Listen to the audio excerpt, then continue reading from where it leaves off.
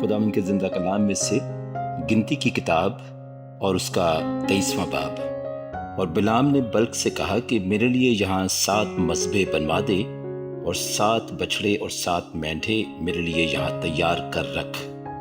بلق نے بلعام کے کہنے کے مطابق کیا، اور بلق اور بلعام نے ہر مذبح پر ایک بچھڑا اور ایک مینڈھا چڑھایا۔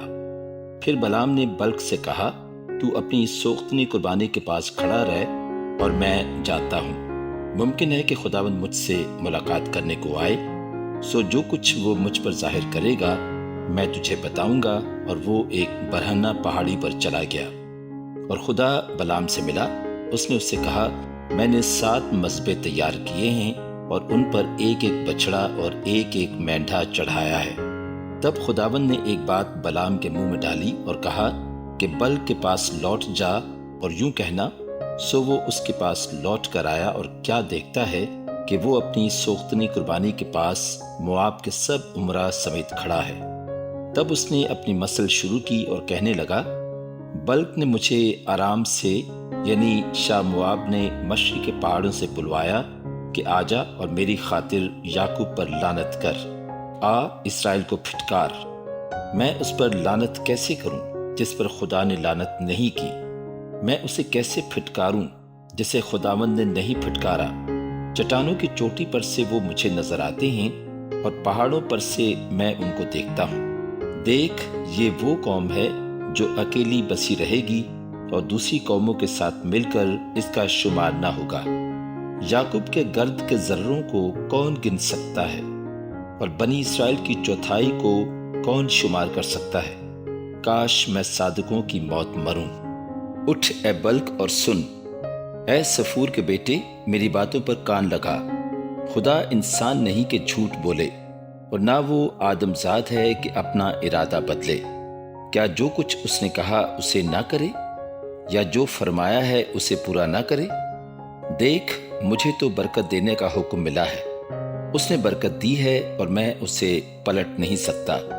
وہ یعقوب میں بدی نہیں پاتا اور نہ اسرائیل میں کوئی خرابی دیکھتا ہے۔ خداوند اس کا خدا اس کے ساتھ ہے، اور بادشاہ کسی للکار ان لوگوں کے بیچ میں ہے۔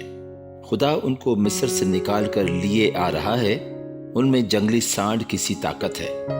یعقوب پر کوئی افسون نہیں چلتا، اور نہ اسرائیل کے خلاف فعال کوئی چیز ہے، بلکہ یعقوب اور اسرائیل کے حق میں اب یہ کہا جائے گا کہ خدا نے کیسے کیسے کام کیے۔ دیکھ، یہ گروہ شیرنی کی طرح اٹھتی ہے اور شیر کی مانند تن کر کھڑی ہوتی ہے۔ وہ اب نہیں لیٹنے کی جب تک شکار نہ کھا لے اور مقتولین کا خون نہ پی لے۔ تب بلق نے بلعام سے کہا، نہ تو ان پر لعنت ہی کر اور نہ ان کو برکت ہی دے۔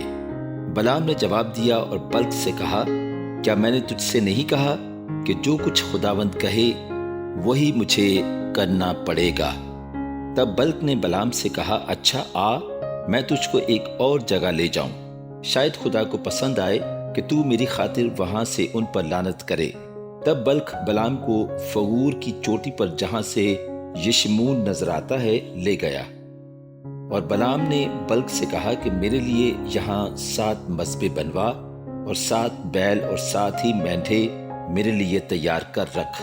چنانچہ بلق نے جیسا بلعام نے کہا ویسا ہی کیا، اور ہر مذبح پر ایک بیل اور ایک مینڈھا چڑھایا۔